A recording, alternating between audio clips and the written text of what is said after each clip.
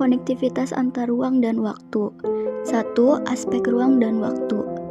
Aspek ruang merupakan suatu tempat di muka bumi yang dapat dimanfaatkan untuk aktivitas individu maupun kelompok.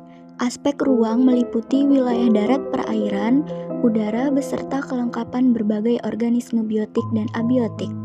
Setiap ruangan mempunyai bentuk, kondisi fisik, dan karakteristik yang berbeda-beda. Hal ini mengakibatkan adanya perbedaan potensi sesuai kondisi wilayah masing-masing. Contoh dari aspek ruang adalah wilayah pantai. Wilayah pantai merupakan daerah penghasil ikan laut, sedangkan wilayah pegunungan merupakan penghasil sayur mayur. Wilayah perkotaan memerlukan tenaga kerja yang berasal dari wilayah pedesaan. Aspek waktu. Waktu merupakan semua rangkaian peristiwa yang terjadi ketika suatu proses berlangsung.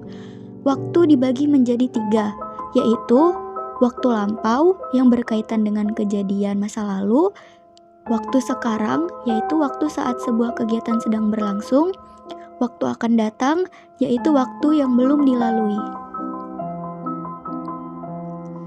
Interaksi keruangan dan waktu. Perbedaan karakteristik ruang antar wilayah. 1. Kandungan unsur lapisan tanah titik. Unsur-unsur yang terkadang di dalam lapisan tanah pada tiap wilayah memiliki karakteristik yang berbeda. Contohnya sebagai berikut.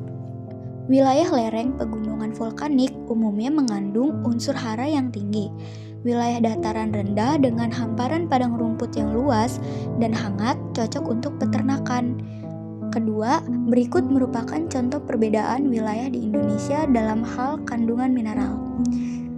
Jayapura memiliki kandungan tembaga emas, Kalimantan dengan karakter tanah gambut mengandung unsur karbon seperti batu bara, intan, dan permata.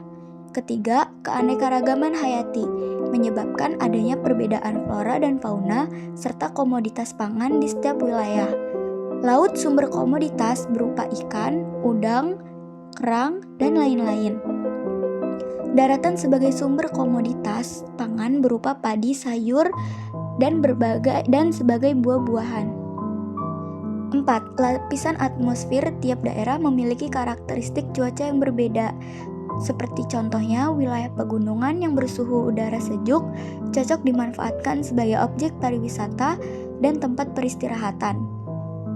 Lalu syarat interaksi keruangan. Pertama, complementary, saling melengkapi, yaitu kondisi saling melengkapi antar wilayah dalam mempengaruhi kebutuhannya.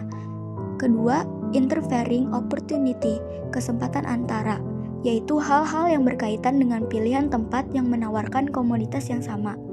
Lalu yang ketiga, transferability, kemudahan perpindahan barang ataupun orang merupakan faktor penting dalam sistem interaksi keruangan.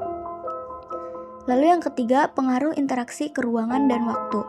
Interaksi antar wilayah dalam waktu tertentu, baik yang terjadi di masa lalu maupun saat ini, berpengaruh besar terhadap tatanan hidup manusia.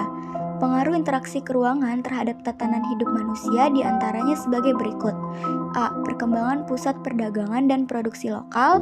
B. Perkembangan sarana dan prasarana. C. Perubahan penggunaan lahan.